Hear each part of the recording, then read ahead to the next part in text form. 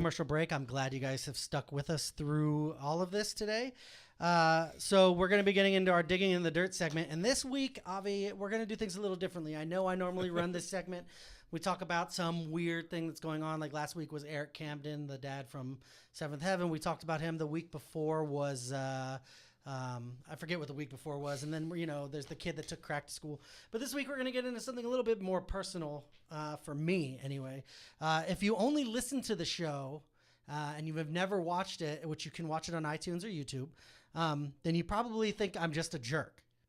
But if you've watched the show, one thing you realize is that I'm a fat jerk, a very fat jerk. So, but still a jerk is what I'm still saying. A jerk. Yeah, Blame it on PSD. Yeah, there you go. Yeah. So we're going to start a thing here on the show, and I believe Avi said he might join me in this, but we're going to have you guys follow along with my weight loss. I'm going to start getting back into exercising. I'm now down almost 20 pounds in the last 2 months, so that's a good thing. You got to go. Yeah, you're not allowed to be in the show. I'm trying to motivate you here. I'm trying to be a motivating force. For those of you who don't know, I was in the Army for 10 years, did a 16-month tour in Iraq, during my time in the Army I think my peak weight was 180. Wow. Well, now I'm up over 100 pounds over that. So it's time to buckle down. So how much do you weigh so we can mark it on our calendar? Put a thermometer. Probably 290 now. Wow. Big dude. You need to lose weight. Big dude. So I'm going to bring you guys on the journey with me every week. I'll do a check-in. We'll bring a scale in and we'll film me getting my weight done. We'll do befores, afters, durings. I'll update you on what I've been eating, how my exercise has been going, and I'm also going to not just update during the show, but during the week on our social media plug-in pod on Twitter, actually on everything, and as well as on our blog. Well, just to give you a heads up, yesterday I went to Whole Food, and I told the crew earlier, and I went and bought all these fancy croissants, chocolate croissants, spent like $40. I bring it home, and my wife said, "The guys are on diet. You better not bring it in." So I left it, and I decided today I'm going to return it back to the store. Well, the funny thing is that when she says the guys, there's only 3 people in the whole office. Me, you, and me, you, and Carl. The other 3, which is we are all overweight. Alec, Kevin, and Steve are perfect. Actually, I'm pretty sure I could take Kevin. I could put him in my pocket. I could have a pocket Filipino going around with. Hey, Kevin, how much do you weigh, buddy? 145. How much? 145. And how tall are you? About 5'9". Yep, pocket Filipino. You're lucky you haven't been sold to some dude in Europe yet. Yep. So that's the goal. The goal is to follow me when I lose weight. You guys get on me. I mean, this is on YouTube, so there's going to be some jerk out there who's already commenting about it. But, join me in this. If you want to be part of it, you can text or you can hashtag plug in weight loss, and then we'll all do it together. We can do it as a big group thing. I'll teach you the joys of steaming cabbage. Steaming cabbage. Steaming cabbage is pretty boring, but you lose weight. It is boring. Well, on more serious news today, or more serious topic, we wanted to talk and get Mike Munzing opinion on what's happening in the Middle East and specifically ISIS. Because we hear conflicting Terrible stories. Terrible segue. Why? We were talking about weight loss, and then you just cut me off. Well, there's a lot of people losing weight. No, it's okay. No. So, Mike, before he pulls out I thought an Uzi and takes us all out, let him talk. Just let him talk. Wasn't a tactful segue. That's okay. So so Iraq. Iraq, Middle East. Well, Middle East overall. You got Iraq, Syria. You've got Turkey's aspect to that. You've got the ISIS. You've got ISIL, which is that's the broader. Aren't they ISIS and ISIL are the same? The Levant, but it's just a broader. The ISIL is a broader outlook, which includes Israel and the whole Levant area. So what should we do with these douchebag there? We made so many, in my mind, we've made so many mistakes leading up to this. The fact we didn't leave any troops there, or we just walked away, made it Iraq, really difficult. You're talking about, or Afghanistan? Out of Iraq originally. Yeah. Afghanistan's kind of. We still have some there. Afghanistan's still separate. It's over there. Whether we should be there or not, that's a separate battle issue, than yeah. this. But don't you think that if we leave Afghanistan, the same thing's going to happen there? Afghanistan's a whole different, as they say, nobody's ever successfully controlled Afghanistan because of it. I mean, the Russians tried it. I think Mongols tried it before. I mean, for hundreds and hundreds of years, And the British thousands tried of it. years. Yeah, nobody's ever been successful. So Afghanistan's a whole different story. But it's all related. But still, terrorists are lurking there. Well, I think what part of the problem is that we're doing now is that the way we're attacking this is, even the British are saying, well, guys, what are you doing? You're attacking in Iraq and you're also attacking them in Syria. So we're not leaving them a pathway to get out. So the idea for me would be attack them heavily in Iraq, leaving a pathway. If we drive them all back into Syria, then it's going to be another fight there. And I'd rather have them all fighting over in Syria than try and fight them because, if you give them an out, then they'll head back into Syria. Yeah. And then that'll become Give a them much someone more else. Make it localized- someone else. Well, kind of, yeah. I mean, Under the rug. Sweep them under the whole rug. fight in That's it. Syria, Assad, as bad as he is, I'm not trying to say that Assad's good at all, but he did protect the Christians and the other religions in that area from just getting annihilated. Yeah. So as bad as he is, you had this as more of a civil war. You had bad guys killing bad guys, and if there could be a place in the world where bad guys are killing bad guys and we don't have to stick our big foot in there, I'd rather keep our foot out. But I think we may be beyond that. I don't know. It's hard. Well, I think that's good for this segment. We have Dr. David Freedman waiting on the line, so we got to kind of hurry and get to him. Yes, and we are going to discuss the Ebola issue, and then we are going to close with our segment on better news that next week we will have ICANN representative to come and show the new product, the stabilizer for the iPhone. Yeah. No, give it away. Oh, Don't give it away. okay. Too All right, late. we're coming in. We're He was bringing talking Dave. about Dr. eye David candy. Freedman in. Eye candy Yeah. is what he's talking about. Okay. We have Dr. David Freedman. Dr. David Freedman with us, and he's going to be with us for our world news segment. He is working in the Ebola field. Well, I don't know if at the Ebola field. Well, maybe not a field full of Ebola, but he's working in dangerous diseases or something. That's it. Well, today our guest is, as Kyle said, Dr. David Freedman, coming to us from Boston, and his company in NexGen Arrays. Just a little background, Dr. Freedman is Southern California native. And he holds a BA degree in economics and BS degree in electrical engineering. He holds a PhD degree in electrical engineering from Boston University, Boston, Massachusetts, and was a professor at Boston University. Dr. Freedman, welcome. Hi, welcome. Pleasure to be here.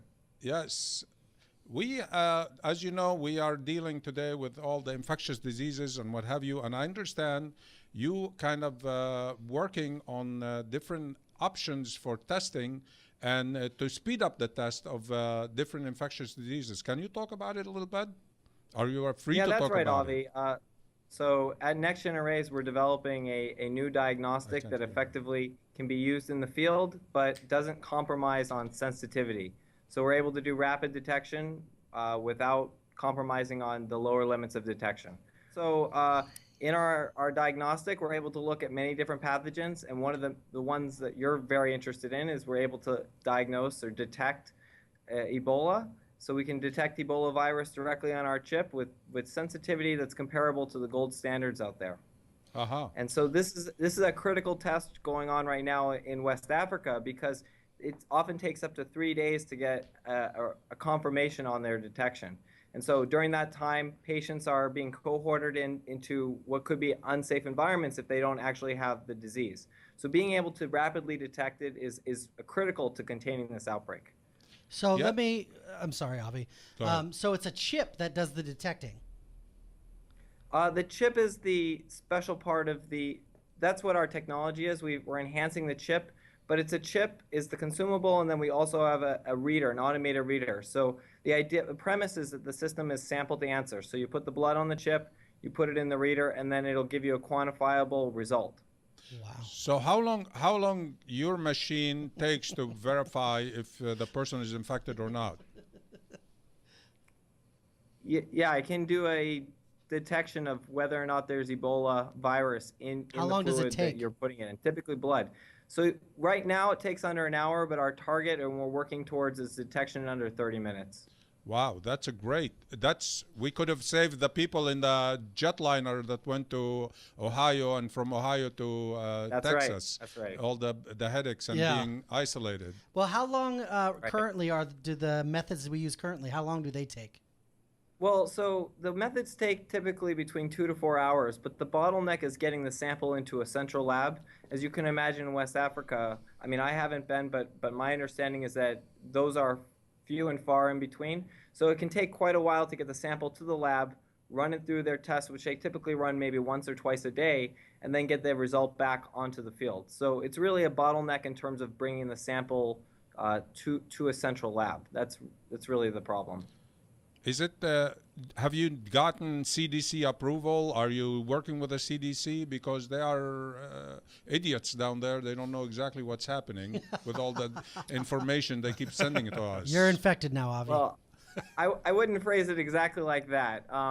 We're not working with the CDC on this project. I mean, I think my philosophy is that they're doing an exceptional job, but we're working closely with a lot of partners that are involved in this outbreak, and so we're trying to get our technology into the field as soon as we can. Because the way we see it on TV, it looks like they don't know what they are doing, and everybody is running around like a chicken without their heads on. And that's the impression we're getting. Yeah, I mean, I think you have to compare what's happening in West Africa compared to here. So we have had 3 cases, which is a lot, but so far it hasn't spread beyond that. I'll really start getting worried when there's tens of cases and then the outbreak hasn't been contained. I think it's expected. This virus is deadly and it is easily transmittable. So it's a complicated process. Well, how? But, Oh, I'm sorry. Go ahead. Well, I mean, they could have. The problem is that all the people that you would expect to be on the outbreak are actually dealing with it in West Africa, and they're not here. Mm-hmm. And to be honest, that is the point of where we need to contain the outbreak. So it is a difficult problem, and there's no easy answer. Well, how long have you been working in the field with Ebola? So we've been actually working on this project for about 4 years right now, and we're at the point right now where we have a demonstratable prototype, and we're moving it into other labs so that they can verify the system. So it's been ongoing for about three and a half years, and we're getting really close to having something that can actually be used outside the lab. So Oh, I'm sorry. Go ahead. I'm just going to ask, where are you getting your funding for research and to develop the product? Right. So I'm a company. I'm NexGen Arrays. So I'm the commercialization end of a technology that's been developed at Boston University, and so I'm a subcontract on a grant that's from the National Institute of Health. So they're funding this work. They've been behind us this whole time and have been very supportive as we continue to develop the system. It's been ongoing for about 4 years, and we have another year left on this, and then at that point, we're going to look for the next step. And what is So we're exactly the working next closely step? with the National Institute of Health. I'm sorry? What is the next step? Bringing the The product next to market? step is to have a product out there, is to have Are you something that planning can be to used. commercialize I mean, it so you ideally, can we'd ship? like to see, I'm most interested in obviously making a difference where I live in my country. So I'd like to see this instrument be used in hospitals around the country, especially, for example, what happened in Dallas. Something like this could have been an easy test to run when the person was in the emergency room. And that's where I'd like to see it. All the national labs in all the different states. And then ideally, as we continue to develop the technology and make it more affordable, we'd like to see it move into developing countries like West Africa. Great. Well, that's fantastic. I forgot what I was going to ask. Go ahead. Well, okay. I totally spaced. I had a question, Well done, but I was Kyle. so enthralled with what you were Kyle's on it. saying. I lost. Is, pleasure is is it mine. is Pleasure it is going mine. to be commercialized so we can satisfy the need in this country and ultimately ship it overseas? Is that the I mean, goal? I would say I'm in the process of commercialization. Given we've been working on this for a few years now, and obviously we weren't expecting an outbreak. And in the resources that we currently have, we're expecting to have something closer in about a year. And so what I'm trying to do in the next month is really find some way to accelerate this process, and that really comes down to resources. Yeah, So I'm it's like looking the for timing is resources- perfect. It's perfect timing, not necessarily in a good way, but at least we have an Right. answer. Not in a coincidence. Are Yeah. you saying, Avi? I hope to. Well, I I think- hope to make a difference in this outbreak. I think that some people might think that with you, Dr. David, that you got into this to make money, but you were in this field before this was national media. I mean, well before. I mean, there were Ebola outbreaks before, but nothing on this scale. So Nothing at this level. Yeah. Yeah. So you got into it No, I mean, before. we're trying to make a difference. I mean, one of the things that our test that we're working with is actually there's another disease called Lassa that's actually endemic both in the United States and in West Africa. And up until this outbreak had killed more people every year than Yeah. Ebola had in its entire history. And so our test can actually distinguish between those two, even though the symptoms are almost identical. And so Wow. really we're in it for the long game. We're here to make a difference. And I think that our technology provides that solution. So does that mean that you're also able to tune your technology to also pick up the other virus as well then? That's right. That's right. I mean, we have a platform, our technology, we have a detection platform, and we can look at many different pathogens. We can look at other things too. For example, sensitive protein detection for Alzheimer's disease or other applications. Wow. So we're very interested in making a healthcare difference. So Ebola is one thing, but we're not just about Ebola. We're about helping diagnostics get better. What makes your technology unique, and what differentiates you from other? Because I just heard something that there's another company in Colorado working on similar product. Yeah. No, I don't. Yeah, I didn't that's hear right. about them there. So that's No, a great wow. question, and actually they have a wonderful, wonderful technology because their test can truly be used in the field at what they call the point of care or at the site of need. It's very similar to a pregnancy test. It's what they call a rapid lateral flow test. The challenge pee? with that test is the detection sensitivity. So the price is good, the usability or use is very simple, but the lower limits of detection are not quite there. And so what we distinguish ourselves is that we're essentially a sample to answer, so completely automated, and then we're able to look at many different things at the same time. But really the most important part is being able to detect the people who might not just be dying of Ebola, but might be becoming sick from it. So the low levels of detection are much more difficult with that kind of test. So that's where our platform really shines. Have you ever thought about going into politics? Because that answer was so neutral. Like you did not want to say that their technology was not as good as yours. I did. It's fun. So, Thank you, I are appreciate you seeking any funding or monies, or are you Yes, fine yes, with we are money? actively looking for, I mean, right now we have a lot of non-dilutive funding from the federal government in terms of grants, but we're looking for also angels and venture capitals to help support us. I mean, our goal right now is to get something in the field to make a difference now. So Okay. Your lights went that's all off. my Where? Your lights went off. He's That dark. was you, not us. Okay. Hey, There we go. How? Mike has been preparing for this. He's Yeah. been preparing for the lights to go out, so he's good. Oh, That they're works. back on. Okay, good. Okay. So how an investor or somebody interested can get hold of you and talk to you?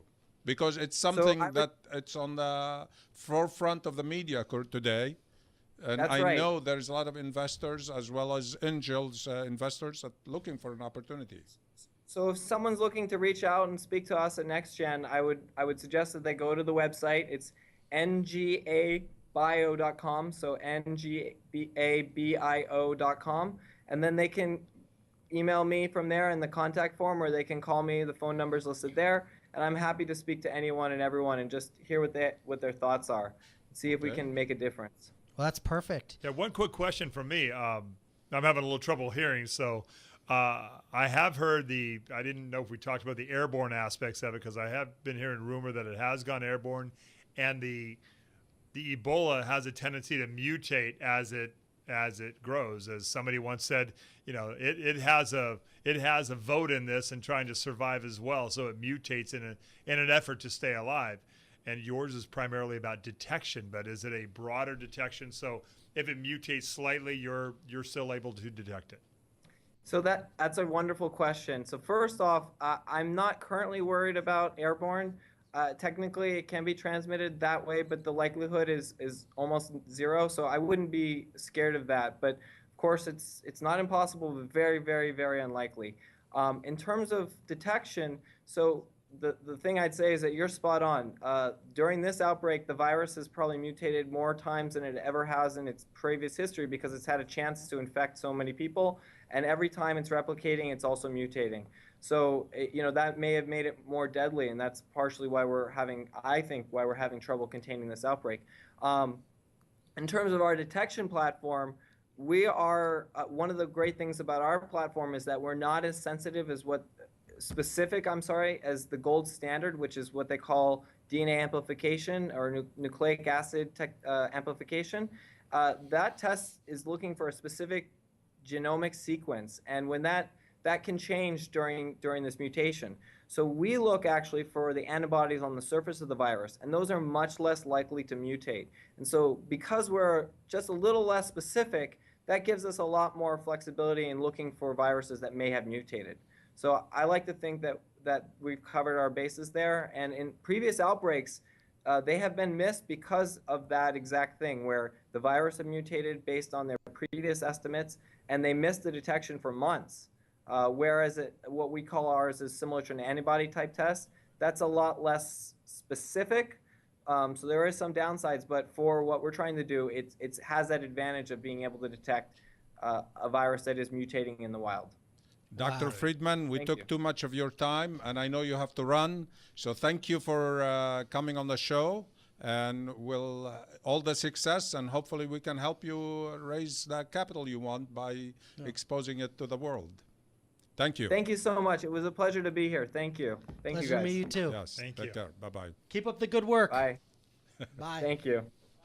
Unfortunately, that's all the time we have for today. I'd like to thank our guest, Mr. Mike Munzing. Wonderful to be here. Excellent guest. I hope we have you back again sometime so we can get more into these issues we talked about. That'd be wonderful. You can get a hold of Mike on all of his social media. You want to tell him what that Yeah, is? at Mike Munzing for Twitter, and it's MikeMunzing, and Facebook. Just look up the same name. My mortgage company, you can reach out to that to those two aspects of Twitter and Facebook. But I've been down here 25 years, and if you're looking to buy a home, love to help.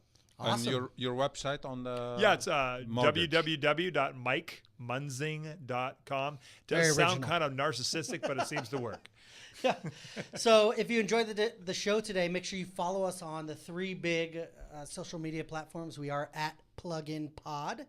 Next week, we are going to have a guest on the show. His name is Erwin Goldstein, a representative from ICANN, and he is bringing with him some goodies to share with everyone. He's bringing with him Fly X 3-axis gimbal stabilizers for your smartphone, and he's going to give us some to give out to you guys. So we're going to have a little contest, and you guys can enter it and see if you can win one. Yep.